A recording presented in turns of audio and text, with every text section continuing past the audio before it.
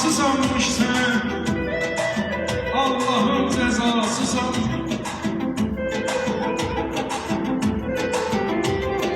Ruhumun vidası sanmış sen, Allah'ın cezası sanmış sen, başımın belası sanmış sen. Bilmeden başıma dolanmıştır, başımın belası sanmış sen. Solumun başına dolanmıştır, sen beni her defa aldattın. Söz beni yanlıştır, sen beni her defa aldattın.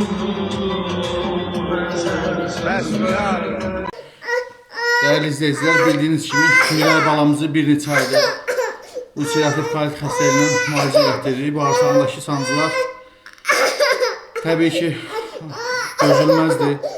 Məcbur olub paylaşırıq. Halımızdan anlayıb dəstək olan, dua edən hər kəsə təşəkkür edirəm. Ümid edirəm ki, bizi başa düşəcəksiniz, dəstəyinizi əsirgəməyəcəksiniz. Allah heç kimə bizim kimi çarəsizlik nəsib eləməsin. Kömək olan, olmayan hər kəsə ancaq xoşbəxtlik arzu edirəm. Biz də təbii ki, balamızı xilas eləmək istəyirik. Ona görə sizdən maksimum şəkildə dəstək olmağı rica edirəm. Ümid edirəm ki, harayımıza səs verəcəksiniz, dəstək olacaqsınız, dua edəcəksiniz.